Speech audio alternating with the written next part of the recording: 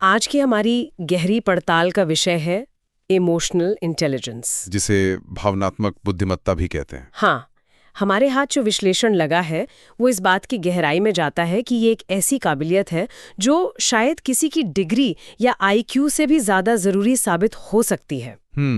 और हम सब में अपनी जिंदगी में ये देखा है ना, कुछ लोग होते हैं जो अकादमिक रूप से शायद औसत हों लेकिन जिंदगी में बहुत आगे निकल जाते हैं। बिल्कुल। और वहीं कुछ बहुत तेज दिमाग वाले लोग वो करियर और रिश्तों में संघर्ष करते नजर आते हैं। तो आज हम इसी पहेली को सुलझाने की कोशिश करेंगे कि ऐसा क्यों होता है। बिल्कुल।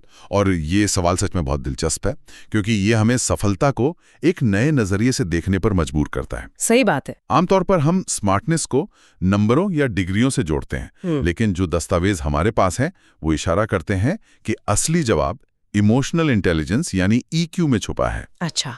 और ये सिर्फ इमोशनल होने के बारे में नहीं है, बल्कि अपनी और दूसरों की भावनाओं को समझने और उन्हें मैनेज करने की कला के बारे में है। एग्जैक्टली। उन्हें मैनेज करने और उनका सही इस्तेमाल करने की कला। ठीक है, तो चलिए यहीं से शुरू करते हैं। आईक्यू बनाम ईक्यू, हम ये शब्द बहुत सुनते हैं, पर इनके बीच का असली वो गहरा फर्क क्या है? हम जानते हैं कि आईक्यू मतलब इंटेलिजेंस कोशेंट, जो दिमागी तेजी को मापता है। हाँ, आईक्यू आपकी दिमागी हॉर्स पावर की तरह है। वाह, कि आप कितनी तेजी से जानकारी प्रोसेस करते हैं, पैटर्न पहचानते हैं या मुश्किल सवालों को हल करते हैं।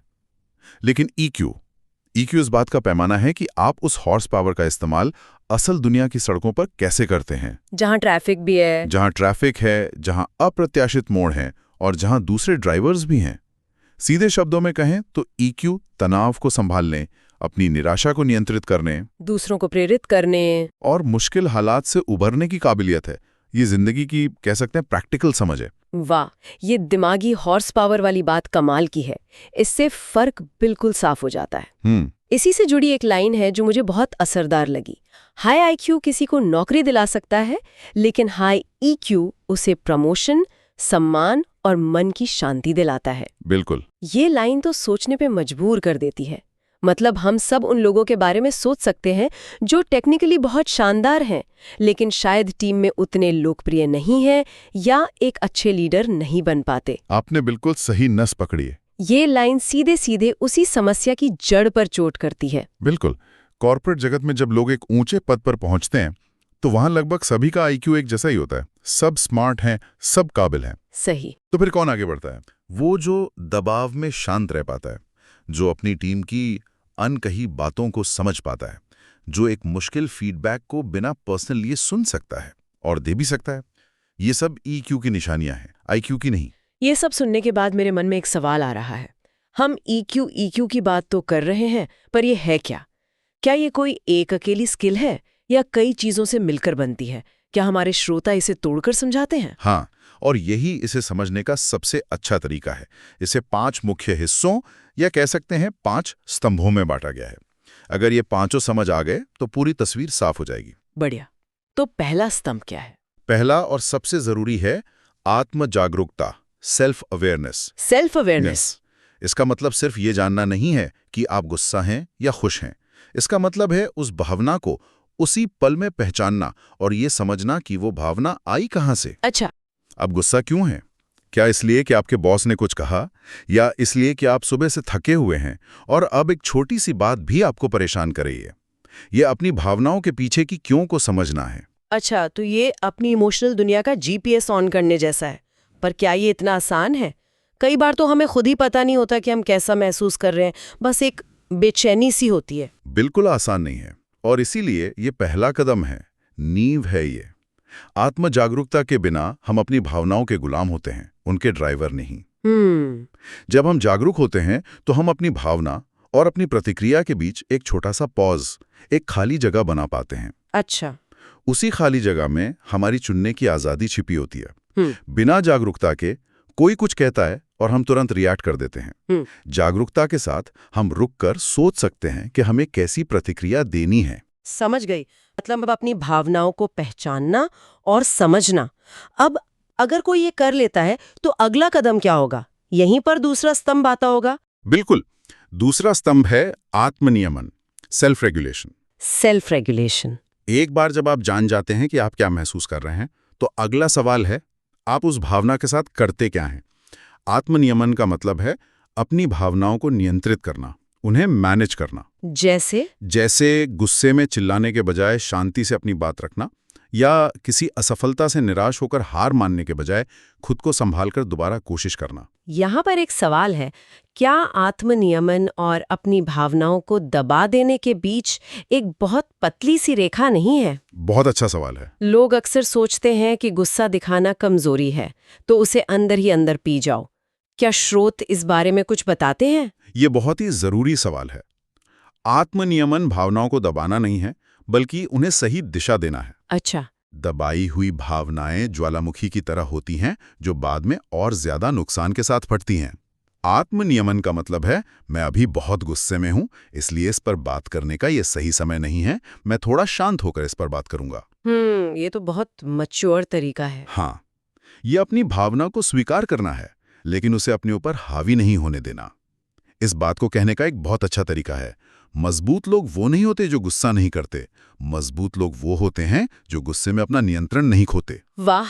तो अगर कोई अपनी भावनाओं को समझ सकता है और उन्हें काबू भी कर सकता है, तो फिर अगला सवाल ये उठता है कि इन सब को करने की वजह, वो अंदर की आग कहाँ से आएगी?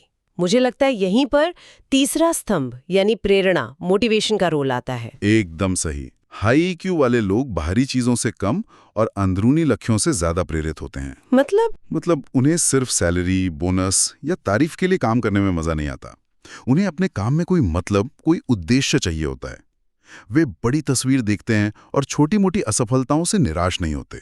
अच्छा। वे जानते हैं कि संतुष्टि को टालना, डिलेइंग ग्रेटिफिकेशन, बड़े लक्ष्यों को पाने के लिए कितना जरूरी है। इसका कोई उदाहरण दे सकते हैं? जरूर।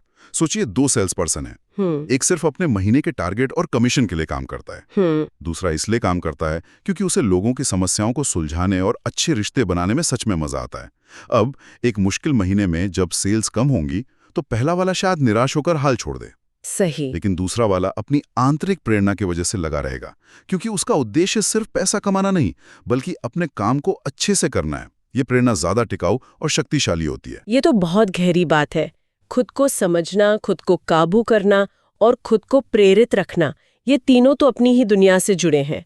लेकिन इमोशनल इंटेलिजेंस में दूसरों की भी तो भूमिका होती है। और यहीं पर चौथा स्तंभ आता है, जो शायद सबसे ज्यादा जाना पहचाना है, सहानुभूति, एम्पैथी। यानी खुद को दूसरे व्यक्ति की जगह रखकर उसकी भावनाओं को महसूस करने और समझने की कोशिश करना। ये सिर्फ किसी के लिए बुरा महसूस करना नहीं है, बल्कि ये समझना है कि अगर मैं इनकी जगह होती तो मुझे कैसा महसूस होता। बिल्कुल, ये दूसरों के अनकहे इमोशंस को पढ़ने की काबिलियत है। मुझे लगता है कि आज की तेज तर्रार दुनिया में हम ये करना भूलते जा रहे हैं। हाँ, हम सुनने से ज्यादा बोलने में दिलचस्पी रखते हैं। बिल्कुल, और सहानुभूति के बिना अच्छे रिश्ते, अच्छी टीम या अच्छी लीडरशिप असंभव है। एक लीडर जो ये नहीं समझ सकता कि उसकी टीम दबाव में है या थकी हुई है, वो उनसे बेहतरीन काम की उम्मीद नहीं कर सकता। सही बात है। एक दोस्त जो आपकी परेशानी को महसूस नहीं कर सकता, वो सच्ची सलाह नहीं दे सकता। सहानुभूति ही वो गोंद है जो इंसानी रिश्तों को जोड़े रखती है। इसके बिना संवाद सिर्फ शब्दों का आदान प्रदान बनकर रह जाता है, भावनाओं का नहीं। ठीक है, तो अब हम आखिरी स्तंभ पर आते हैं। अगर कोई खुद को समझता है, खुद को नियंत्रित कर सकता है, प्रेरित है और दूसरों को भी समझता है, तो इन सब काबिलियतों का इस्तेमाल वो बाहरी दुनिया में कैसे करेगा? ये हमें 5वें और आखिरी स्तंभ पर लाता है, सामाजिक कौशल, सोशल स्किल्स। ये बाकी चारों का नतीजा है। इसमें प्रभावी ढंग से बात करना, दूसरों को अपनी बात के लिए राजी करना, अच्छे रिश्ते बनाना और उन्हें बनाए रखना, विवादों को सुलझाना और एक टीम के तौर पर मिलकर काम करना शामिल है। ये सिर्फ बहुत ज्यादा दोस्त बनाने के बारे में नहीं है, बल्कि गहरे और सार्थक रिश्ते बनाने के बारे में। इसी से जुड़ी एक और दमदार लाइन है, महान नेता जोर से बोलने वाले नहीं होते, महान नेता भावनात्मक रूप से बुद्धिमान होते हैं। क्या बात है। वे जानते हैं कि कब बोलना है, कब सुनना है और कैसे एक ऐसा माहौल बनाना है जहां हर कोई अपना सर्वश्रेष्ठ दे सके। बिल्कुल, सामाजिक कौशल का मतलब है लोगों को समझना और उनके साथ प्रभावी ढंग से काम करना। ये एक कला है और अच्छी बात यह है कि ये सीखी जा सकती है। तो ये तो साफ है कि ये स्किल्स सिर्फ किताबी बातें नहीं है। चलिए अब इस पर बात करते हैं कि करियर और रोजमर्रा की जिंदगी में इनका असर कैसे दिखता है। करियर में क्या सच में EQ IQ से ज्यादा मायने रखता है? शुरुआती दौर में शायद नहीं। जब आप एक इंजीनियर या कोडर के तौर पर शुरुआत करते हैं तो आपकी तकनीकी योग्यता सबसे ज्यादा मायने रखती है। आपकी हार्ड स्किल्स। हाँ, आपकी हार्ड स्किल्स। लेकिन जैसे जैसे आप सीढ़ी चढ़ते हैं खेल बदल जाता है।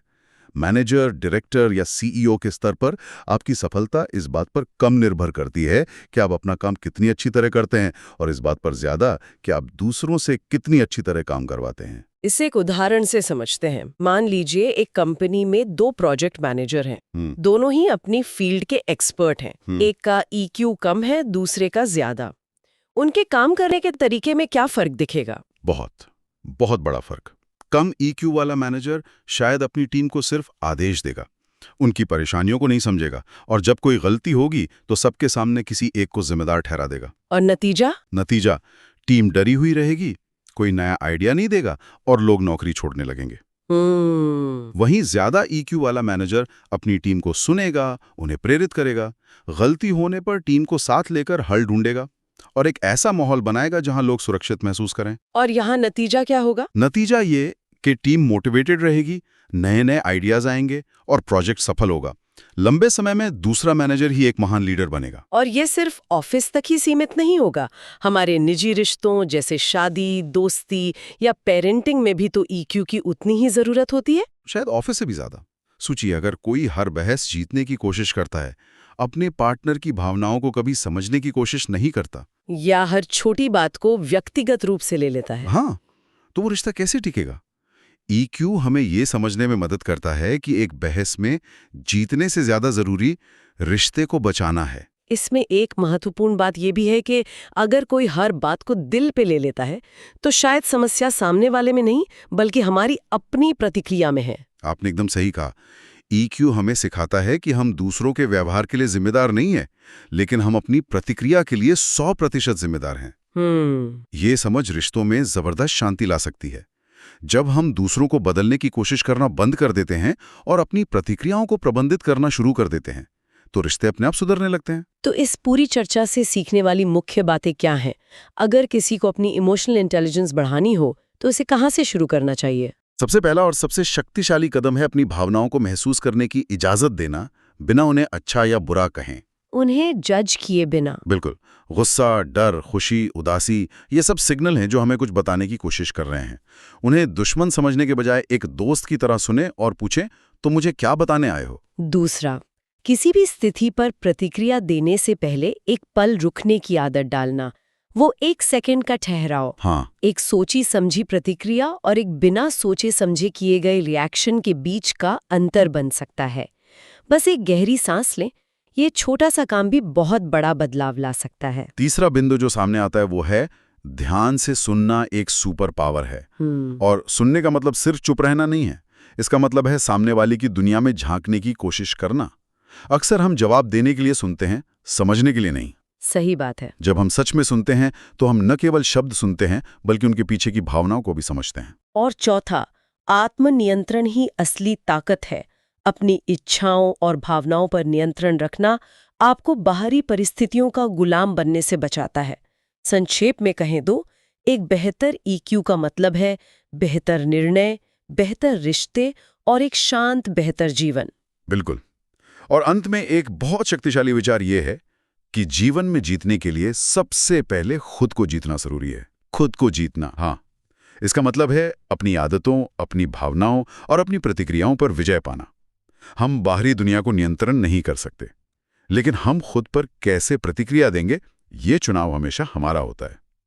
इमोशनल इंटेलिजेंस हमें उस चुनाव को बुद्धिमानी से करने की काबिलियत देती है। ये विचार सच में सोचने पर मजबूर करता है। हम अक्सर अपनी सारी ऊर्जा बाहरी चीजों को बदलने में लगा देते हैं, लोगों को, परिस्थितियों को, सिस्टम को। लेकिन शायद दुनिया को बदलने की कोशिश करने से पहले अपनी प्रतिक्रियाओं को बदलना ज्यादा प्रभावी है और हमारे नियंत्रण में भी है। और इसी से जुड़ा एक सवाल सोचने के लिए छोड़ा जा सकता है। बताइए। अगर आत्म जागरूकता इमोशनल इंटेलिजेंस का पहला कदम है, तो आज ऐसा कौन सा एक इमोशन है जिसे बिना जज किए सिर्फ पहचानने और समझने की कोशिश की जा सकती है? चाहे वो काम का तनाव हो, किसी बात की झुंझलाहट हो या भविष्य की कोई चिंता। बस कुछ पल के लिए उसे महसूस करें और देखें कि वो आपको क्या बताने की कोशिश कर रहा है।